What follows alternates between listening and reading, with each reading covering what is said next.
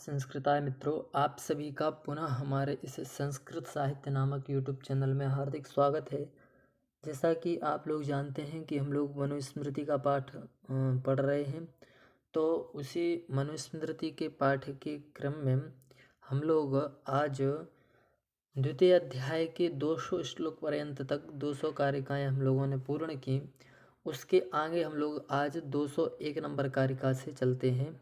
तो अब कारिका आती है और इस कारिका में गुरु के जो निंदा करते हैं उस निंदा का फल इस कारिका में दिखलाते हैं और कहते हैं कि परिवादात खरो भवति स्वावै भवति निंदकः परिभोक्ता क्रमिर्भवति कीटो भवति मत्सरी। ठीक, अर्थात कहते हैं कि परिवादात खरो भवति। पिछली कक्षा में हमने आप लोगों को परिवाद इत्यादि जो शब्द हैं, परिवाद और परिवाद, इन शब्दों के बारे में बताया था, तो अब उसके बारे में बताने की ज़रूरत नहीं है। ठीक, तो उसी प्रकार से इसमें कहते हैं कि परिवादात खरो भवति। जो व्यक्ति गुरु का परिवाद करता है वह क्या होता है, तो खर अर्थात खरगोश होता है। ठीक है, नहीं सॉरी, खर अर्थात गधा बनता है। ठीक, और स्वावै भवति निंदकः, अर्थात जो निंदा करता है वो क्या होता है, स्वाह अर्थात क्या होता है, तो स्वा होता है, अर्थात कि वह जो निंदा करता है वह व्यक्ति स्वान अर्थात कुत्ता बनता है। और परिभोक्ता कृमिर्भवति, अर्थात जो गुरु के धन का उपभोग करता है वह कृमि होता है। और कीटो भवति मत्सरी। ठीक, अर्थात जो गुरु से ईर्ष्या करता है वह क्या होता है, कीट बनता है। तो यहाँ पर दो शब्द आए हैं, एक कृमि और एक कीट। तो इन दोनों शब्दों में ये अंतर होता है कि जो कृमि होते हैं छोटे छोटे जीव होते हैं, ठीक, और कीट उनसे थोड़े बड़े होते हैं। तो ये दोनों में अंतर है। ठीक, तो परिभोक्ता कृमिर्भवति कीटो भवति मत्सरी। ठीक, पुनः एक बार इस कारिका का उच्चारण करेंगे। परिवादात खरो भवति स्वावै भवति निंदकः परिभोक्ता कृमिर्भवति कीटो भवति मत्सरी। ठीक, अब हम लोग अग्रिम कारिका पर चलेंगे। तो अग्रिम कारिका आती है 102 नंबर कारिका। तो यह जो कारिका है, इस कारिका का वर्ण विषय यह है कि पुनः गुरु के प्रति शिष्य के कर्तव्यों का इस कारिका में उल्लेख करते हैं। ठीक, और उल्लेख करते हुए ऋषि भृगु बताते हैं कि दूरस्थो नार्च एदेनम न क्रुद्धो नान्तिके स्त्रियाः यान सनस्थश्चैवेनम अवरुह्याभिवादयेत्। ठीक, इस प्रकार से इसमें कहा है कि दूरस्थो नार्च न अर्च एत एनम, एनम गुरुम। ठीक, मतलब कि इन गुरु के लिए जो शिष्य है वह दूरस्थ न अर्चित, अर्थात दूर से गुरु के लिए बंधन पूजा ना करे। ठीक है, पास जा कर के करे।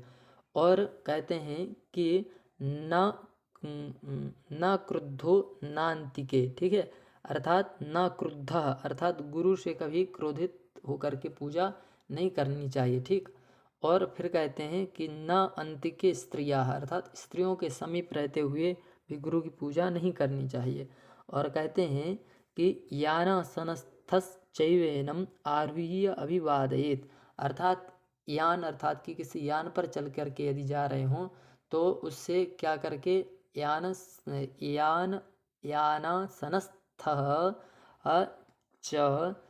चैव एनम, अर्थात एनम गुरुम अवरुह्य अभिवादित, अर्थात उसको उससे उतर करके। ठीक, आरुह्य अर्थात कि उस पर चढ़ करके, और अवरुह्य अर्थात उससे उतर करके वो गुरु का अभिवादन करना चाहिए। ठीक, वही इस कारिका में कहा है कि दूरस्थो नार्च एदेनम ना क्रुद्धो नान्तिके स्त्रियाः याना सनस्थश्चैवेनम अवरुह्य अभिवादयेत्। ठीक, इस प्रकार से इस कारिका में कहा।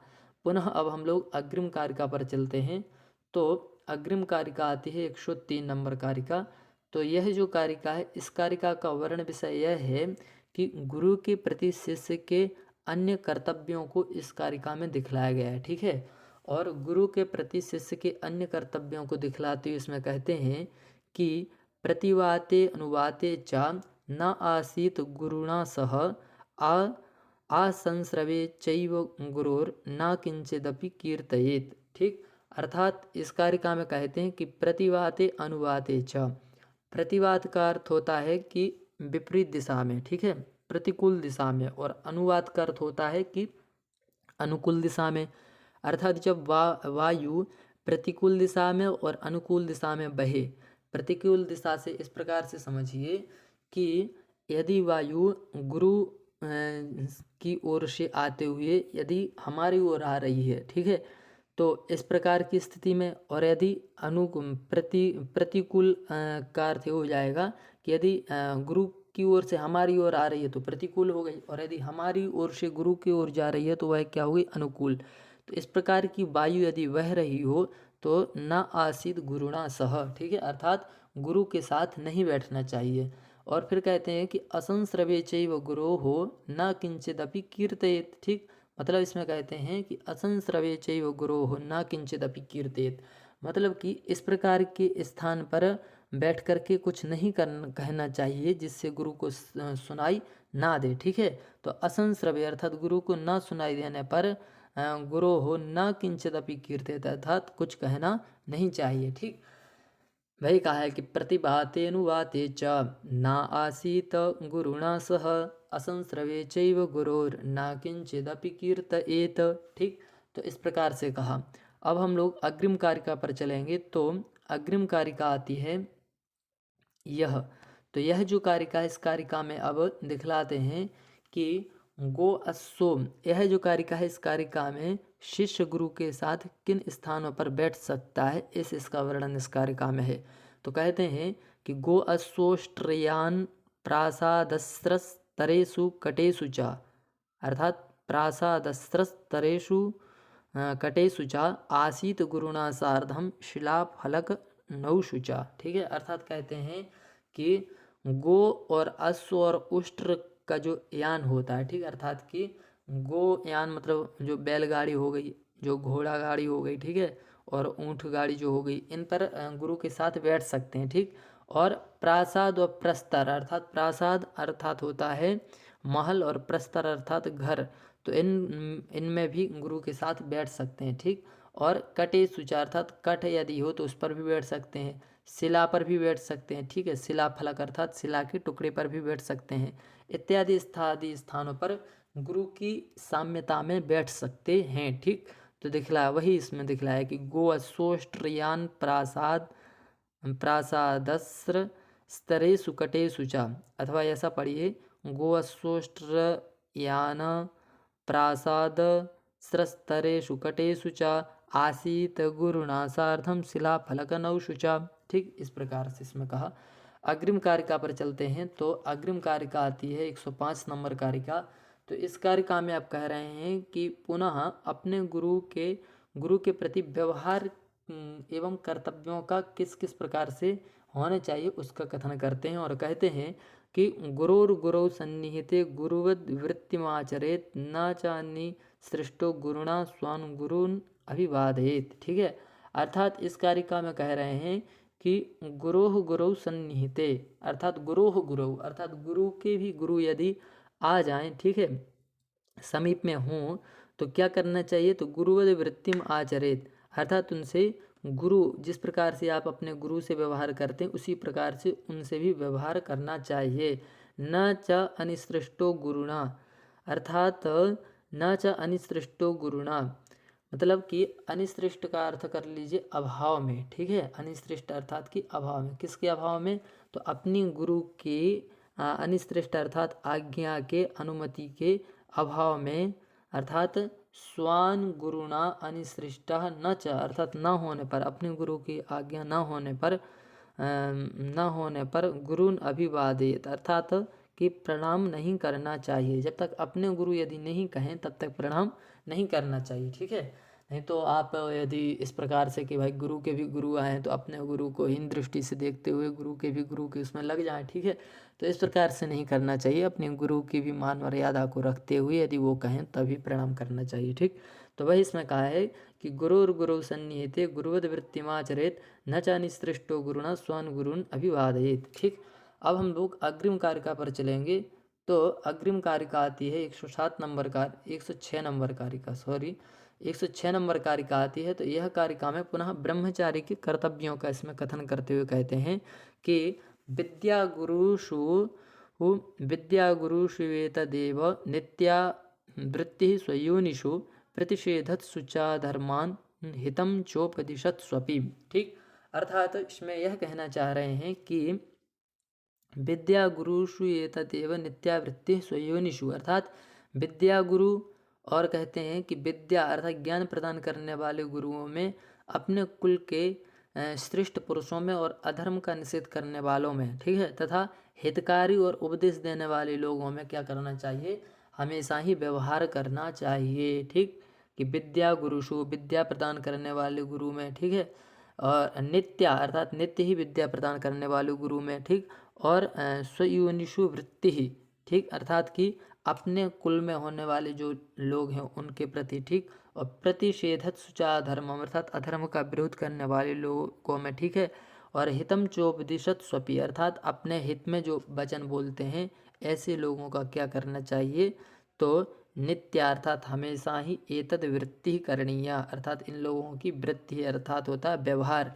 इन लोगों के साथ अच्छा व्यवहार करना चाहिए। ठीक है, तो वही इस कारिका में कहा गया है कि विद्या गुरु स्वेतदेव नित्यावृत्ति स्वयोनिषु प्रतिषेधत सुचा धर्मान हितम च उपदिशत स्वपि।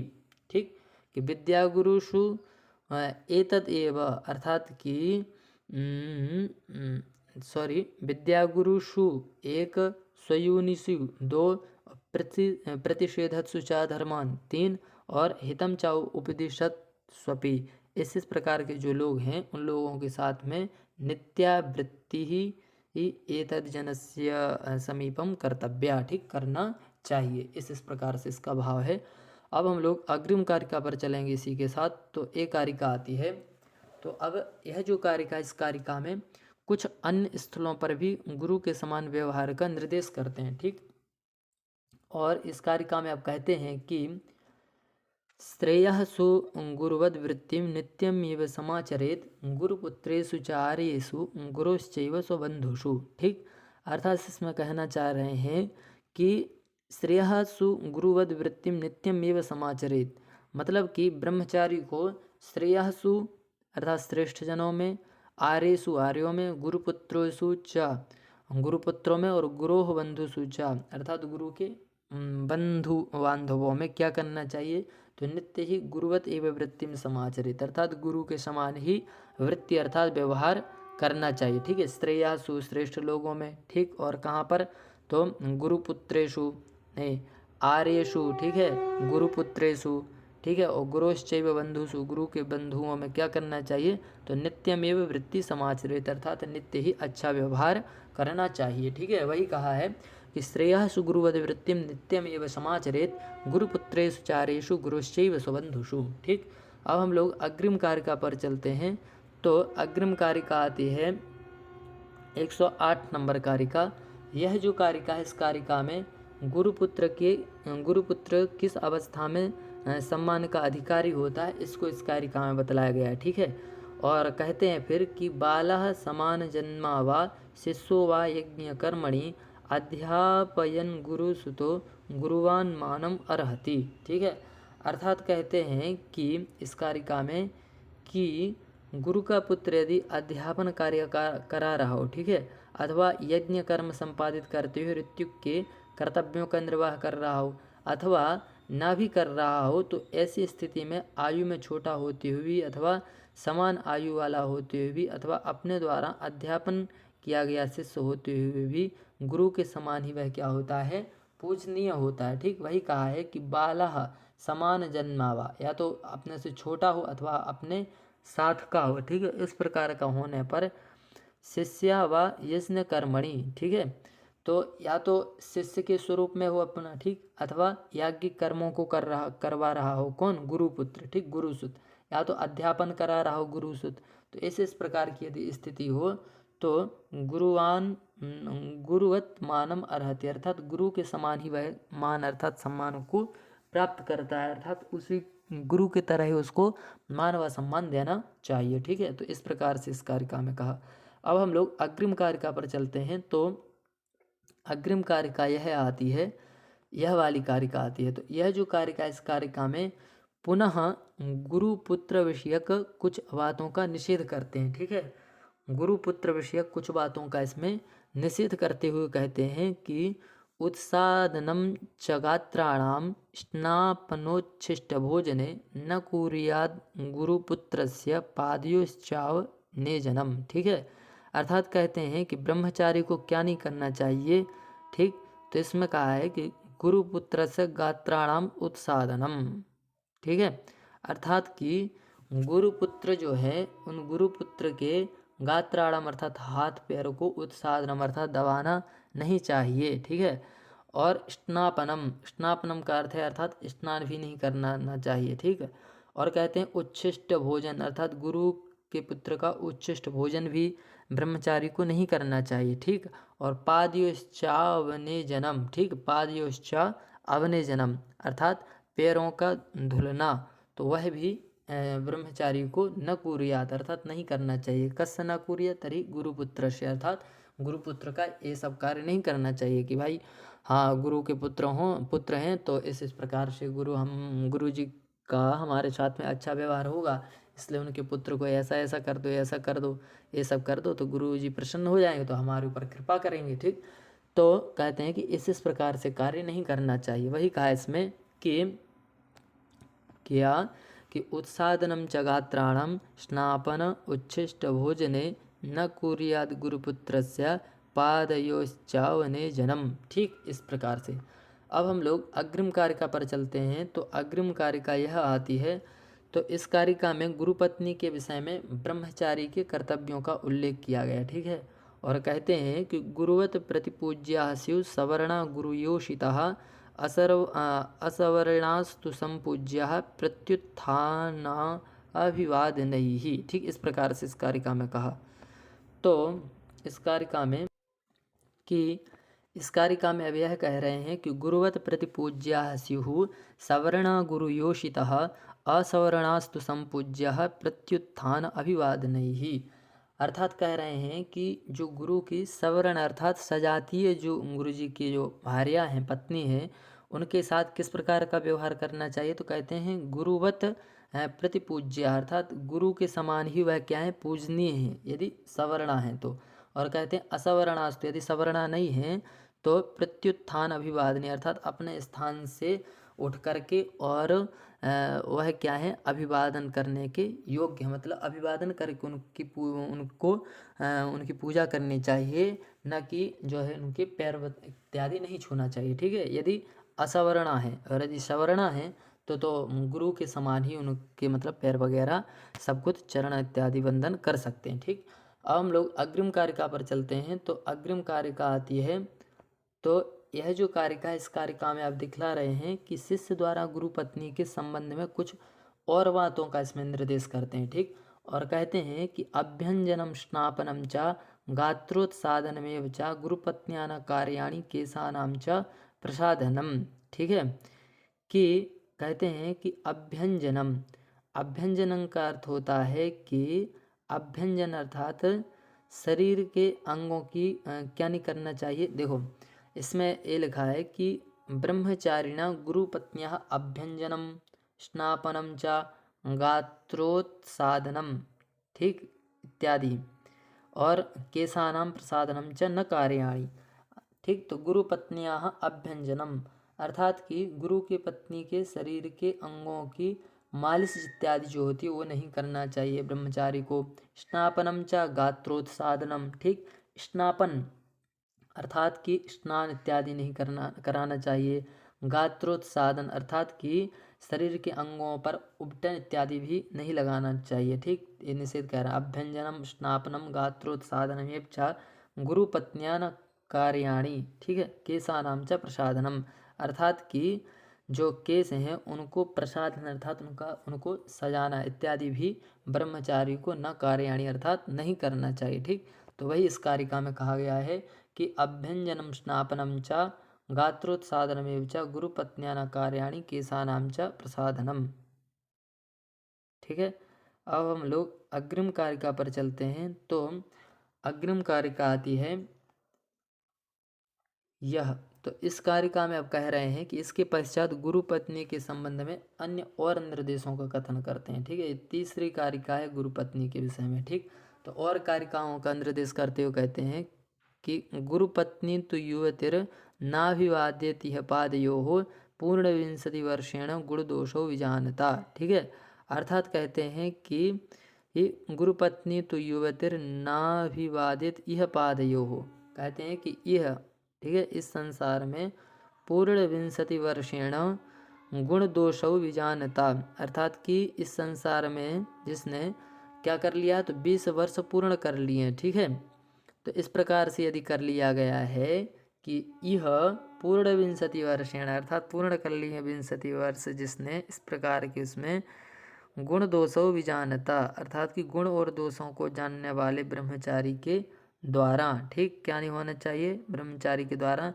युवा अवस्था वाली, ठीक है, युवती अर्थात युवा अवस्था वाली गुरु पत्नी तो चरण स्पर्श करने की अभिवादन की योग्य नहीं है। ब्रह्मचारी के द्वारा जो युवा अवस्था वाली जो गुरु पत्नी है वह न अभिवाद्या, अर्थात न अभिवाद्या पादयो, अर्थात पाद अर्थात चरण स्पर्श करके और अभिवादन के योग्य नहीं है। ठीक है, वही इस श्लोक में कहा है कि गुरु पत्नी तो युवतिर न अभिवाद्या यह पादयो हो, ठीक, और पूर्ण विंशति वर्षेण गुण दोषो विजानता। ठीक, अब हम लोग अग्रिम कारिका पर चलेंगे। इसके बाद तो अग्रिम कारिका आती है, यह कारिका आती है। तो इस कारिका में अब पुनः स्त्री स्वभाव के 4 दोषों का उल्लेख करते हुए तथा उनसे सावधान करते हुए कहते हैं इसमें कि स्वभाव एव नारीणाम नराणाम यह दूषणम अतोअर्थान न प्रमाद्यंती प्रमदासु विपश्चितः। ठीक है, अर्थात कहते हैं कि नराणाम दूषणम यह नारीणाम एव स्वभावः।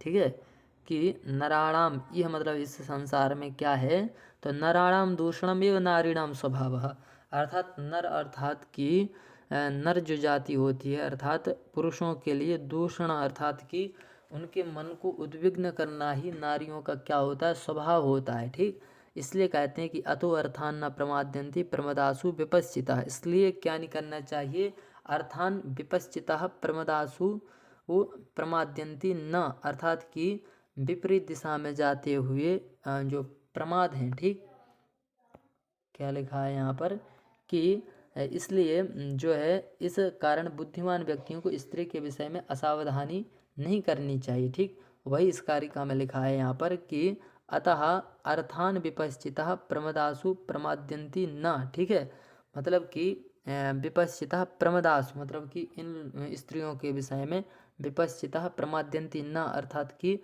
मोह को प्राप्त होना नहीं चाहिए। ठीक, अथो अर्थान न प्रमाद्यन्ति प्रमदासु विपश्चितः। ठीक, कि पुरुषों को दूषित करना इस संसार में स्त्रियों का क्या है, स्वभाव है। इस कारण से क्या है कि इस कारण बुद्धिमान व्यक्ति स्त्रियों के विषय में असावधानी नहीं करते हैं। ठीक, अब हम लोग अग्रिम कारिका पर चलते हैं। तो अग्रिम कारिका आती है, तो यह जो कारिका है 214 नंबर, इस कारिका में पुनः स्त्रियों के संबंध में कहते हैं। ठीक है, और पुनः स्त्रियों के संबंध में कहते हुए कहते हैं कि अविद्वांसमलं लोके विद्वांसमपि वा पुनः प्रमदा ही उत्पथम नेतुम काम क्रोध वसानुगम। ठीक, अर्थात अब इस कारिका में कहना चाह रहे हैं कि अविद्वांसमलं लोके विद्वांसमपि वा पुनः, कि ही लोके अर्थात इस लोक में संसार में काम क्रोध वसानुगम अविद्वांसम व पुनः विद्वांसमपि प्रमदा उत्पथम नेतुम अलम। ठीक है, अर्थात प्रमदा कहते हैं स्त्रियों के लिए आता है प्रमदा। ठीक है, तो कहा जा रहा है कि इस संसार में, इस लोक में, इस संसार में, ठीक, कौन कौन, तो अविद्वान समलम और विद्वान समलम अपि, अर्थात कि जो क्या है तो कहते हैं कि जो विद्वान है, ठीक है, मूर्ख अथवा यहाँ तक कि विद्वान कोई भी हो, अविद्वान हो अथवा विद्वान हो, कोई भी हो, ठीक हो, ठीक है, तो उसमें क्या है कि उत्पथम अर्थात नेतुम, उत्पथम नेतुम, किसके द्वारा उत्पथम नेतुम, तो काम क्रोध वसानुगम, अर्थात काम और क्रोध के द्वारा वशीभूत करके और उत्पथम अर्थात कुमार्ग पर ले जाने के लिए प्रमदा नेतुम अर्थात प्रमदा कुमार्गम नेतुम ही अर्थात ले जाने के लिए क्या है, समर्थ हैं। ठीक है, तो इसलिए जो है इनसे बारीकता से इनसे दूरी बना करके रखनी चाहिए। ठीक, वही कहा है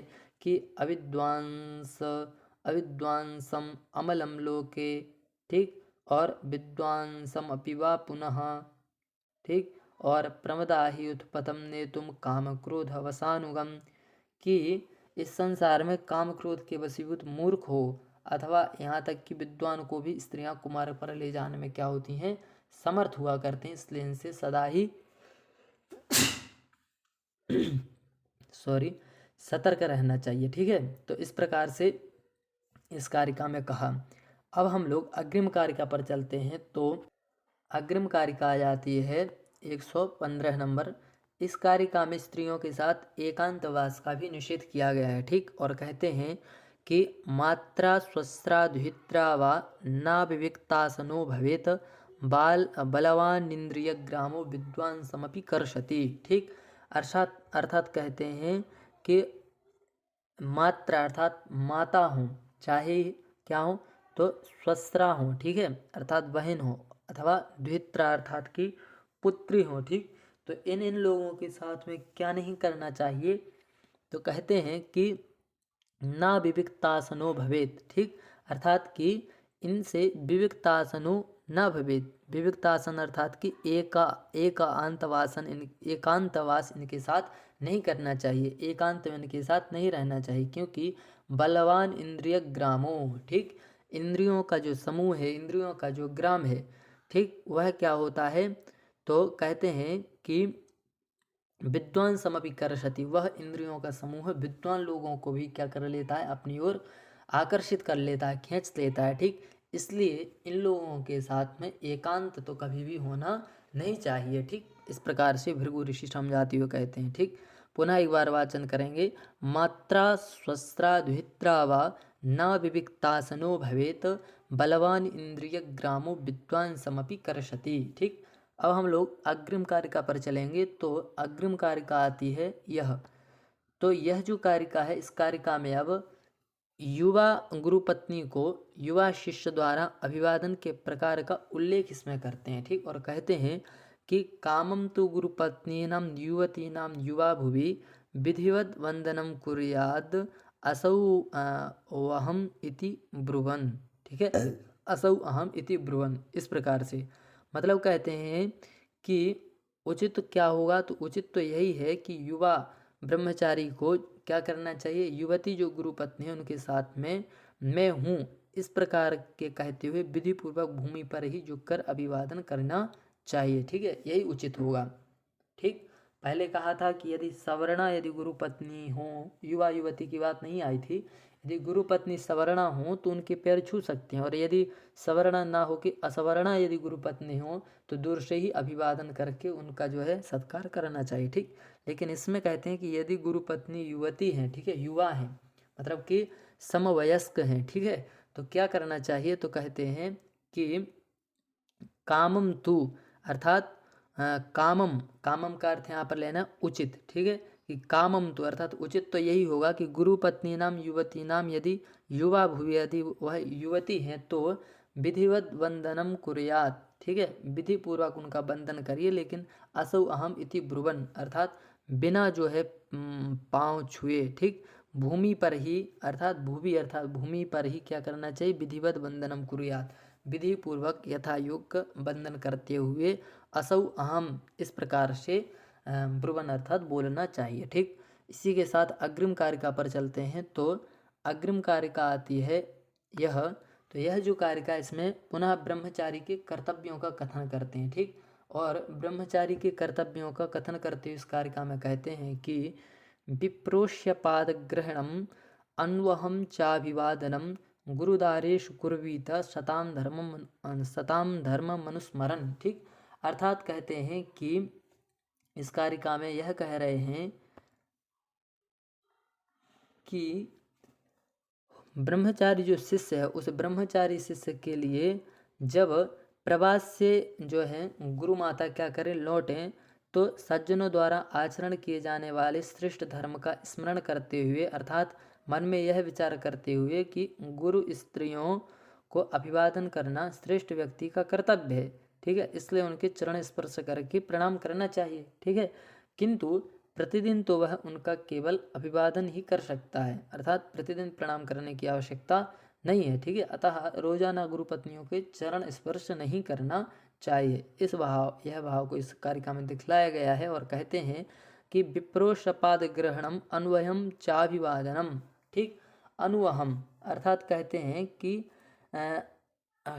और गुरुदारेश कुर्वीत सताम धर्मम अनुस्मरण अर्थात सज्जनों के धर्मों का स्मरण करते हुए विप्रोश अर्थात किसी स्थान से बहुत दिनों के बाद प्रवास से आई हुई यदि गुरु पत्नी है तो पादक ग्रहणम अर्थात पैर छू करके और अभिवादन करना चाहिए। ठीक, अनुवहम गुरुदारेशु कुर्वीत विप्रोश अर्थात मतलब कि कहीं से लौटी हो तब जाकर के पाद ग्रहणम अर्थात पैर छू करके उनका अभिवादन करें। और यदि ऐसा नहीं है, यदि वह मतलब कि रोज वहीं पर रहती हैं, ठीक है, तो क्या करना चाहिए, तो शास्त्र निर्देश करता है कि अनुवहम अर्थात प्रतिदिन तो च अभिवादन मतलब प्रतिदिन तो अभिवादन मात्र ही कर सकते हैं। ठीक है, इस प्रकार से कहा।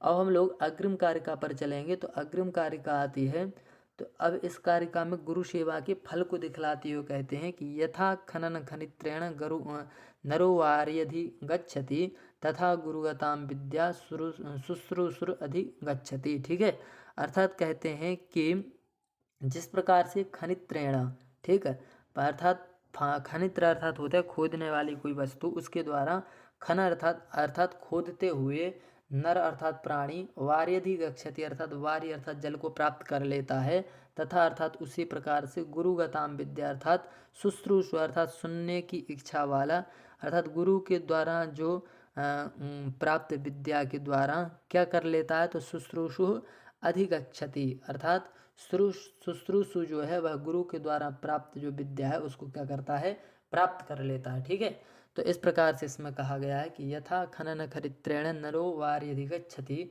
तथा गुरुगताम विद्या शुश्रूषु अधिगच्छति। ठीक है, इसी के साथ हम लोग अब अग्रिम कारिका पर चलेंगे। तो अग्रिम कारिका आती है यह, सॉरी क्या हो गया है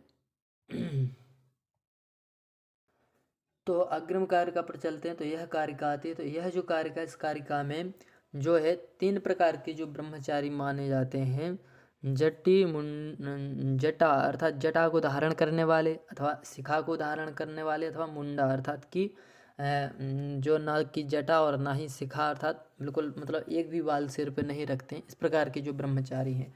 तो यह जो 3 प्रकार के ब्रह्मचारी हैं इनके लिए ग्राम में अर्थात गांव में सूर्योदय से पूर्व में और सूर्यास्त के बाद में अर्थात रात्रि काल में रुकने का निषेध करते हुए यह कारिका कहती है कि मुंडो वा जटिलो वा स्यात् अथवा स्यात् शिखा जटाः।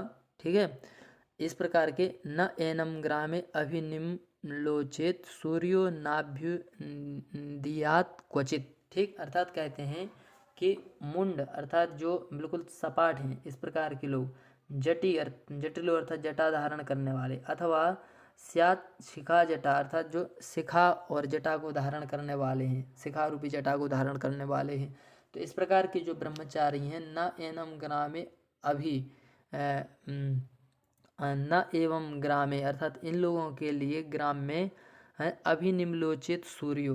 ठीक है, अर्थात सूर्य जब क्या हो गया हो, अस्त हो गया हो उसके बाद, और नहीं अभी उदयात अर्थात कि अभी मतलब जब तक कि सूर्योदय ना हुआ हो तब तक। ठीक, तो इस टाइम तक जो है इन ब्रह्मचारियों को गांव में जो है रहना क्या है, निषेध है।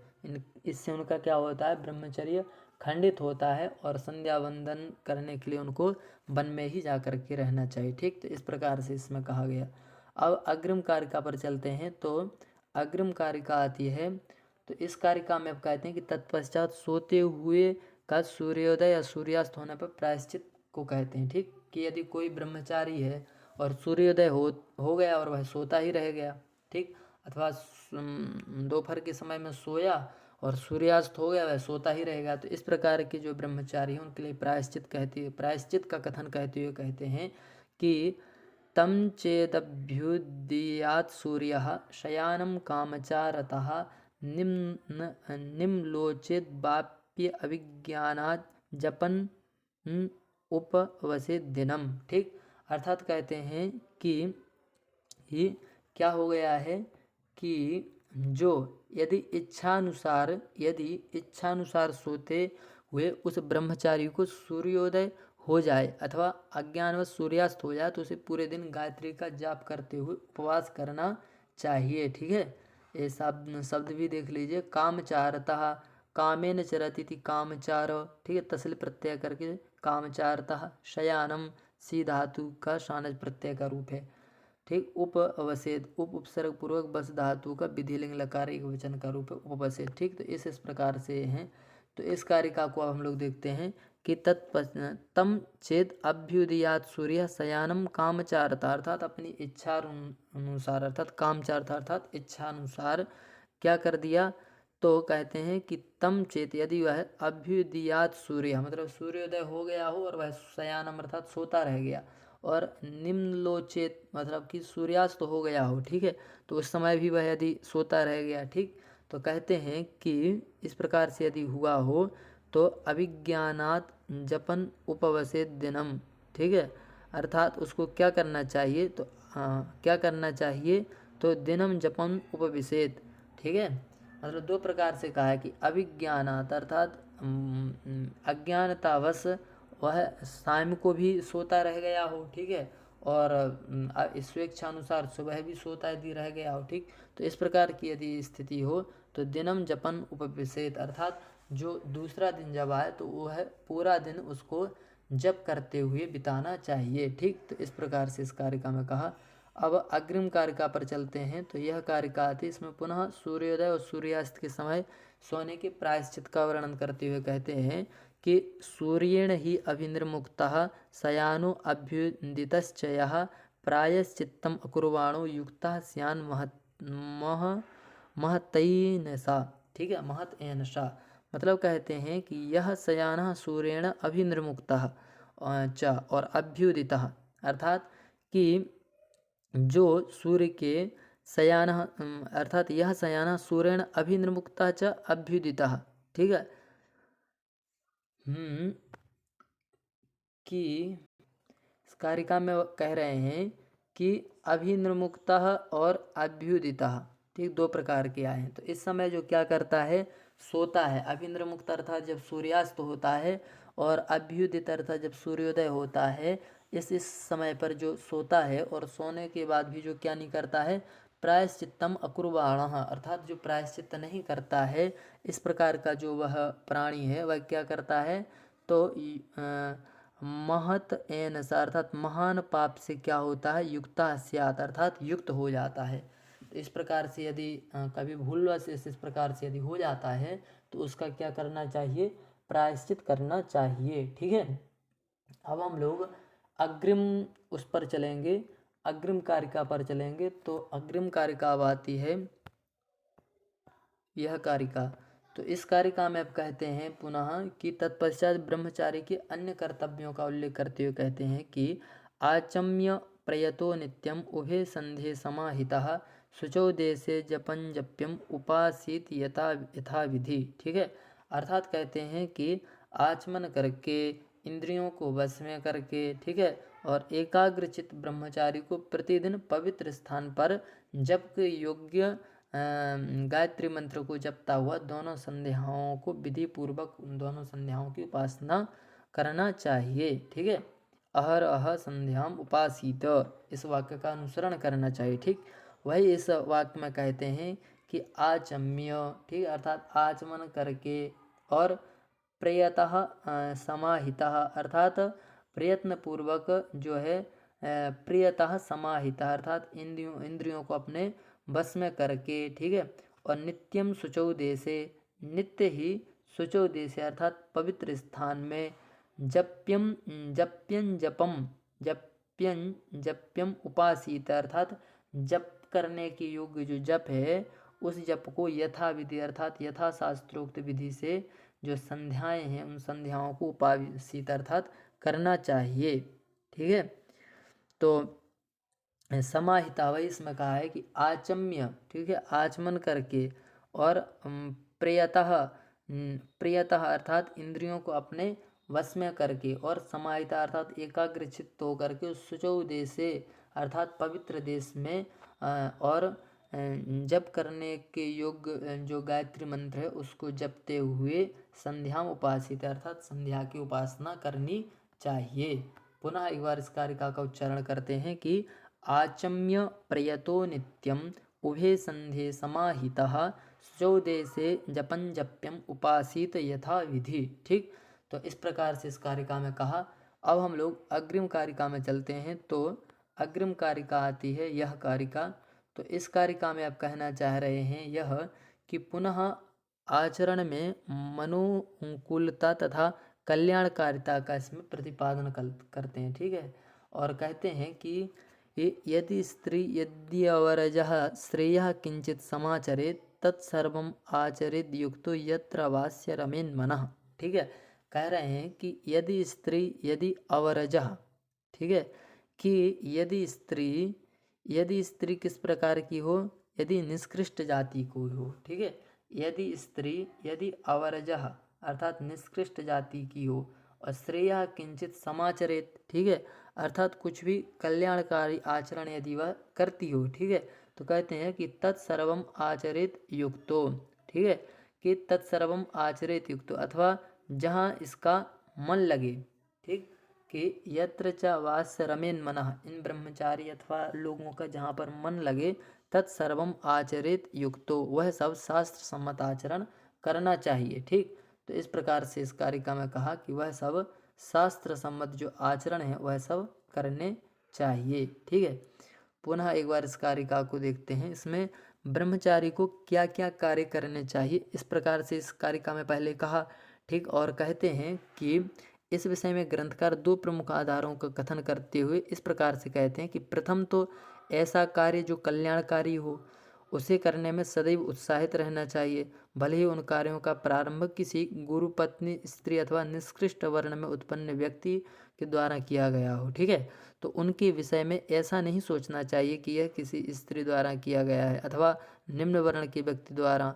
इसके अतिरिक्त जिन कार्यों को करने में मन प्रसन्नता का अनुभव करे उन्हें भी निसंकोच करना चाहिए। ठीक है, तो वही कहते हैं कि यदि स्त्री यदि अवर्जः और श्रेया किंचित समाचरित, यदि आप कुछ श्रेष्ठ करना चाहते हैं तो तत्सर्वम आचरित युक्तो अर्थात वो सब उसके साथ आप कर सकते हैं। यत्र वास्य रमेन मना, जिसमें आपका मन लगता हो इस प्रकार के श्रेष्ठ आचरण करने चाहिए। ठीक, तो इस कारिका में यही कहा है। इसी के साथ अग्रिम कारिका पर चलते हैं अब। तो अग्रिम कारिका आती है यह कारिका। तो यह जो कारिका है इस कारिका में अब यह कहना चाह रहे हैं कि तत्पश्चात पुरुषार्थ चतुष्टय में प्रथम तीनों का महत्व प्रतिपादित इस कारिका में कहते हैं। ठीक है, और कहते हैं कि धर्मार्थौ उच्यते श्रेयः कामार्थौ धर्म एव च अर्थ एवेह वा श्रेयस त्रिवर्ग इति तु स्थिति। ठीक है, अर्थात इस कारिका में कह रहे हैं कि धर्मार्थौ उच्यते श्रेयः अर्थात कुछ लोग होते हैं वो धर्म और अर्थ के लिए श्रेष्ठ मानते हैं। ठीक, और कुछ लोग होते हैं वह धर्म और अर्थ को श्रेष्ठ न मानते हुए काम और अर्थ को श्रेष्ठ मानते हैं। ठीक, और कुछ लोग होते हैं वो केवल अर्थ एवं वा श्रेयान अर्थात श्रेय मतलब कि केवल अर्थ ही श्रेष्ठ है इस प्रकार से मानते हैं। ठीक, कुछ लोग और कहते हैं कि कुछ लोग होते हैं वह त्रिवर्ग इति तु स्थिति अर्थात तीनों धर्म अर्थ काम तीनों ही श्रेष्ठ हैं इस प्रकार से मानते हैं।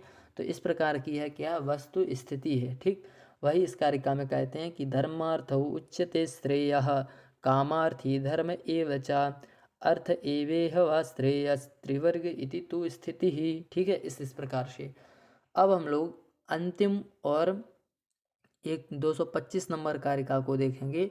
तो यह जो कारिका है इस कारिका में इसके बाद आचार्य माता पिता के अपमान का निषेध करते हुए कहते हैं कि आचार्यश्च पिता चैव माता भ्राता च पूर्वजः न अर्तेनपि अवमंतव्या ब्राह्मणेन विशेषतः अर्थात कहते हैं कि ब्राह्मण के लिए विशेष प्रकार से कोई यदि दूसरे वर्ण का करे तो चल ही जाएगा, ब्राह्मण के लिए विशेष प्रकार से निषेध करते हुए कहते हैं कि आचार्य का पिता का और माता का और पूर्वजा भ्राताचा अर्थात बड़े भाई का अर्तेन अर्थात दुखी होते हुए भी यदि ये लोग दुख दें और इनके द्वारा दुखी होने पर भी अर्तेनापि न अवमंतव्य अर्थात इनकी अवमंतव्य अर्थात अपमान नहीं करना चाहिए।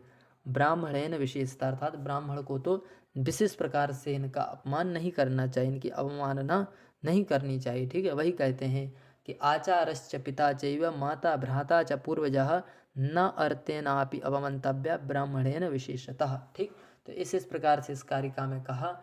अब हम लोग पाठ को यहीं पर विश्राम देते हैं। आप लोगों के लिए धैर्यपूर्वक सुनने के लिए बहुत बहुत धन्यवाद। जय तु संस्कृतम जय तु भारतम। नमः संस्कृताय।